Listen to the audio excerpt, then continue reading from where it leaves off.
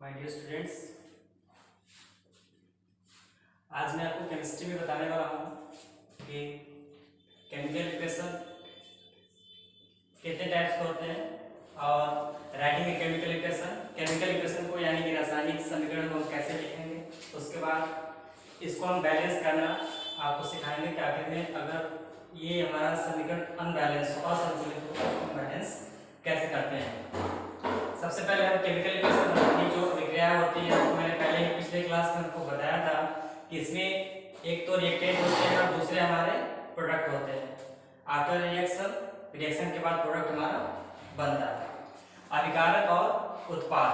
ठीक है, अब आपको बताएं कि ये जो केमिकल इक्वेशंस होते हैं हमारे केमिकल इक्वेशंस, ये दो टाइप्स के आएंगे। कितने टाइप्स के आएंगे? दो टाइप्स के। एक तो होगा हमारा वर्ड इक्वेशंस और दूसरा जो हमारा होगा केमिकल इक्वेशंस। एक हमारा जो आता है वर्ड इक्वेशन और दूसरा जो आता है वो हमारा होता है केमिकल इक्वेशन। दोनों में डिफरेंस क्या होता है? वर्ड इक्वेशन का मतलब कि आपको जैसे कि हमने यहाँ पे कुछ इक्वेशंस लिखे हैं, कुछ समीकरण लिखे हैं, तो इसको ऐसे लिखा जाएगा मैग्नीशियम प्लस ऑक्सीजन, एरो का साइन देंगे, फिर हम लिखेंगे मैग्नीशियम ऑक्साइड। यानी कि ऐसे अगर हम लिखें मैग्नीशियम प्लस ऑक्सीजन, तो ये हमारा क्या बन जाएगा? Magnesium oxide. क्लियर है? तो ऐसे अगर रिटन होगा, लिखा होगा, तो ये आपका कौन सा इक्वेशन होगा? इसको हम बोलेंगे वर्ड इक्वेशन। लेकिन अगर इसको हमने ऐसा लिख दिया Mg प्लस O2 और ये हमारा बन जाता है MgO, तो इस इक्वेशन को हम बोलेंगे केमिकल इक्वेशंस। तो आपके क्वेश्चंस में या एग्जाम पैटर्न में दो टाइप्स के क्वेश्चन दिए जाते हैं, या तो आपको वर्ड इक्वेशंस पूछे जा सकते हैं या फिर आपको केमिकल इक्वेशंस दिया जा सकता है। ठीक है, अब हम जानेंगे कि बैलेंस इक्वेशन क्या होता है और अनबैलेंस इक्वेशंस क्या होते हैं। ठीक है, संतुलित समीकरण और असंतुलित समीकरण को हम विस्तार से जानेंगे। ठीक है, जो हमारा बैलेंस इक्वेशन होगा, अनबैलेंस होगा, उन दोनों में डिफरेंस क्या होता है। सबसे पहले इसके इनको बताने से पहले हम आपको बता दें कि केमिकल इक्वेशंस को हम लिखते कैसे हैं। तो सबसे पहला पॉइंट ये होता है, आपको देखना होगा कि एलएचएस लेफ्ट हैंड साइड में जो भी एलिमेंट्स हैं, जो भी तत्व हैं, ठीक है, वे सारे के सारे तत्व हमारे राइट हैंड साइड में भी होने चाहिए। ये जरूरी है। इधर कार्बन है, अगर आपका लेफ्ट हैंड साइड में, तो राइट हैंड साइड में भी कार्बन होना जरूरी है। इधर सल्फर है, इधर भी सल्फर होना जरूरी है। मतलब कि जो तत्व, जो एलिमेंट्स लेफ्ट हैंड साइड में होंगे, वो सेम एलिमेंट, सेम तत्व हमारे राइट हैंड साइड में भी होना बिल्कुल जरूरी है। इसके बाद हम दूसरा पॉइंट क्या देखते हैं कि जो भी हम एलिमेंट्स हमने लिया है, जो भी तत्व हमने लिया है, रिएक्शन जो पार्टिसिपेट कर रहे हैं, उनके एटम्स, उनके परमाणु, तो इधर जितने परमाणु होने चाहिए उधर इस राइट साइड में हमारे उतने परमाणु होने चाहिए। ठीक है, ये तो बैलेंस इक्वेशन की बात है। और बीच में हमारा एक सिंबल होना चाहिए एरो का, जो इंडिकेट कर रहा है कि रिएक्शन जो है हमारी फॉरवर्ड डायरेक्शन में हो रही है, आगे की तरफ हो रही है। रिएक्शन भी आपको बता दें कि एक फॉरवर्ड डायरेक्शन होता है, एक बैकवर्ड डायरेक्शन में होती है।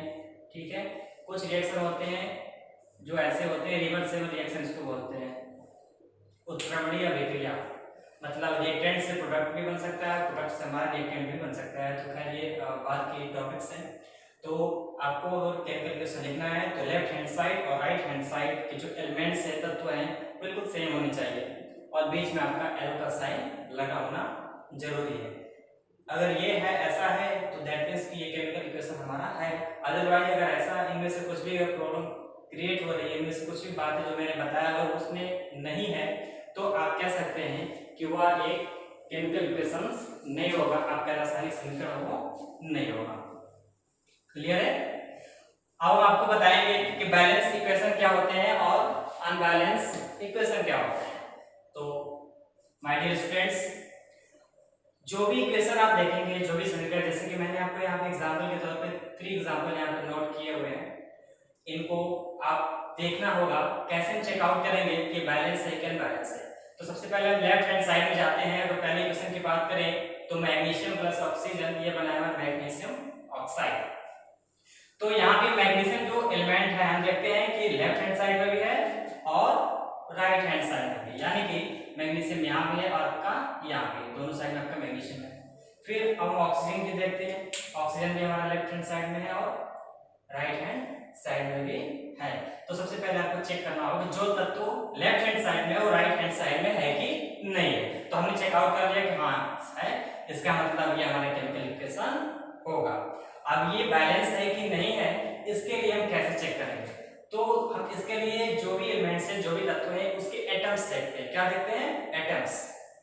एटम्स, उसके परमाणु दे देंगे, number of atoms left hand side के और राइट हैंड साइड के सेम एटम, सेम एलिमेंट्स के जो एटम्स है वो सेम है या डिफरेंट है।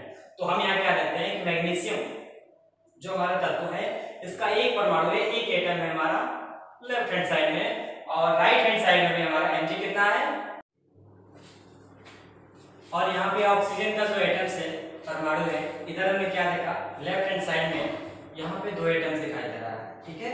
और इधर क्या दिख रहा है, हमारा ऑक्सीजन का केवल ओनली और ओनली एक ही एटम्स दिख रहा है, एक ही परमाणु हमारे यहाँ पे दिख रहा है। तो हमने क्या देखा कि मैग्नीशियम के जो एटम्स है, परमाणु है, लेफ्ट हैंड साइड और राइट हैंड साइड के, ये तो आपस में इक्वल है, बराबर है। बट क्या देखा, ऑक्सीजन यहाँ पे इसके 2 एटम्स है और यहाँ पे एक एटम्स है, तो ये कहाँ से बराबर है? बराबर है?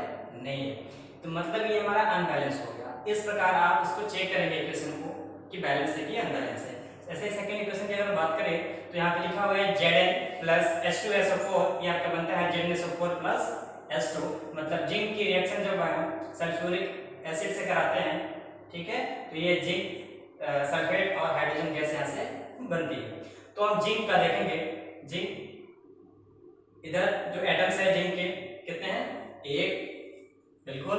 और इस साइड में यानी कि राइट साइड में देखेंगे तो जिंक कितना यहाँ पे है, यहाँ पर भी जिंक आपका कितना है? 1 है, ठीक है। अब देखते हैं हाइड्रोजन, किसको देखेंगे? हाइड्रोजन को। यहाँ पे हाइड्रोजन के एटम्स कितने हैं? 2, हाइड्रोजन का परमाणु 2 है और इधर भी हाइड्रोजन के परमाणु कितने हैं? 2 है। क्लियर?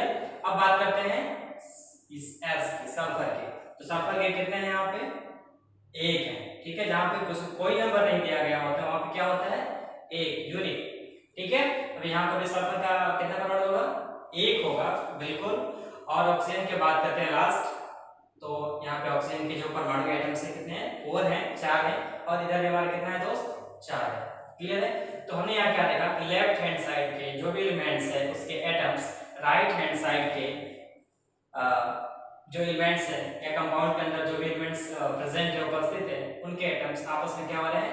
इक्वल है। तो इस प्रकार हमने नोटिफाइड क्या किया कि ये जो सेकेंड नंबर है हमारा ऑलरेडी ये बैलेंस इक्वेशन है, ये संतुलित हमारा समीकरण है, जबकि पहला असंतुलित है।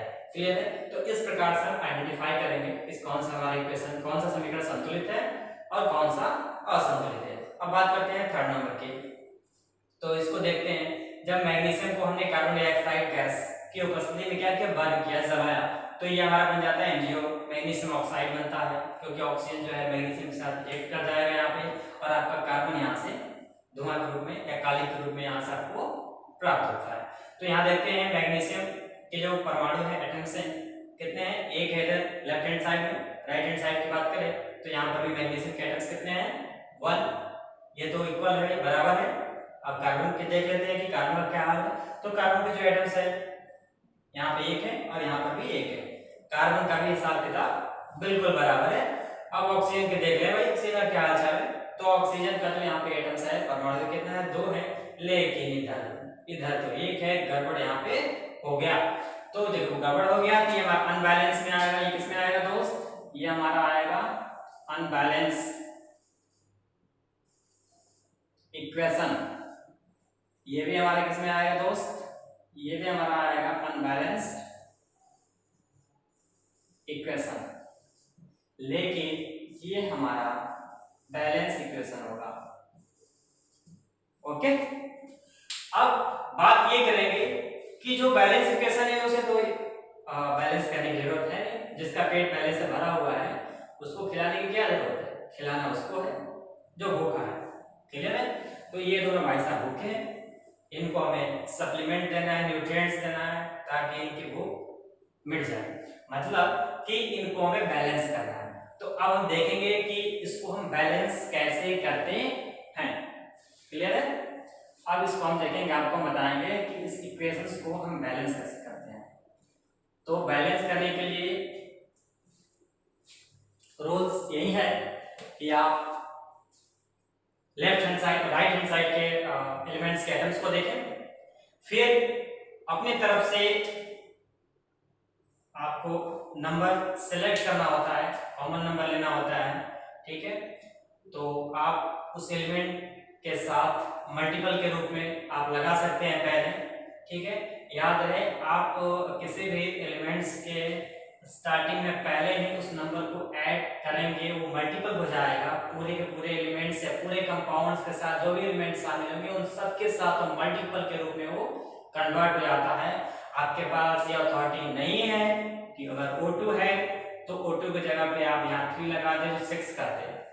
आप किसी भी एलिमेंट्स के मॉलिक्यूल से, उसके अणु से कोई भी छेड़छाड़ नहीं कर सकते हैं, आप केवल उसके एटम्स के साथ, परमाणु के साथ ही छेड़छाड़ कर सकते हैं। क्लियर है? आप किसी भी मॉलिक्यूल्स के अणु के साथ कोई छेड़छाड़ नहीं कर सकते, उसके परमाणु के साथ कर सकते हैं। क्लियर? तो सबसे पहले हम इस फर्स्ट इक्वेशन को बैलेंस करके आपको दिखाते हैं कि इसे बैलेंस आखिर में करेंगे कैसे। छोटा सा दिमाग लगाना है और कुछ नहीं, बस यूं हमारे चुटकियों में ये बैलेंस हो जाएगा। देखिए कैसे, मैग्नीशियम इधर कितना था, इसका एटम्स परमाणु 1, इधर भी 1, मतलब मैग्नीशियम को अब ये हमें छेड़छाड़ नहीं करना है। भाई आप तो बिल्कुल सही हो। फिर तो ऑक्सीजन की बात कर ले, ऑक्सीजन के यहाँ पे एटम्स कितना है, 2 है, लेकिन यहाँ पे कितना है ऑक्सीजन भाई, 1 है। तो मामला कुछ गड़बड़ है। हमने बताया आप क्या करेंगे, नंबर डिजिट स्टार्टिंग में रख सकते हैं जो मल्टीपल होगा पूरे के पूरे कंपाउंड से एलिमेंट्स के साथ। तो यहाँ पे 2 है, तो यहाँ तो 2 लगा सकते हैं नहीं, क्योंकि ये अथॉरिटी हमारे पास है नहीं। मैंने पहले ही बताया कि मॉलिक्यूल्स के साथ छेड़छाड़ नहीं करना है। क्लियर? तो आप यहाँ पे स्टार्टिंग में 2 लगा दीजिए। क्लियर है? अब 2 लगाया तो देखिए ये 2 मल्टीपल होगा इस मैग्नीशियम के साथ भी और ऑक्सीजन के साथ भी, मतलब मैग्नीशियम के भी एटम्स परमाणु हो गए 2 और ऑक्सीजन के भी हो गए 2। 2 से इसमें हो रहा है, 2 से इसमें। क्लियर? तो ऑक्सीजन तो हमारे यहाँ बैलेंस हो गया भाई, लेकिन अब मैग्नीशियम क्या हो गया, गड़बड़ हो गया। कैसे?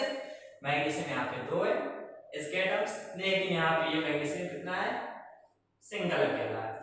तो भाई अब इसको भी बैलेंस करने के लिए यहाँ पे क्या करना पड़ेगा, अपनी तरफ से एक नंबर हम यहाँ पे रखेंगे 2, क्योंकि हम स्टार्टिंग में नंबर को रख सकते हैं, मैंने पहले आपको बता चुका हूँ।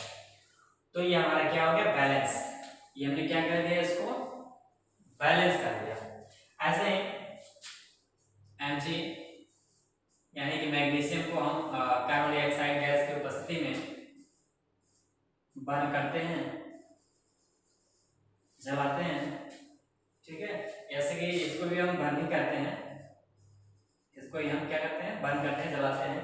तो यहाँ पे क्या निकल आपका जाता है, यहाँ पे बन जाता है आपका मैग्नीशियम ऑक्साइड और प्लस साथ में रिलीज होता है कार्बन। तो ये देखा था हमने कि हमारा अनबैलेंस था, असंतुलित था। अब मैग्नीशियम क्या है देखेंगे, लेफ्ट हैंड साइड में जो एटम्स है 1 है, राइट हैंड साइड में भी 1 है, ये तो हमारा सही है मामला।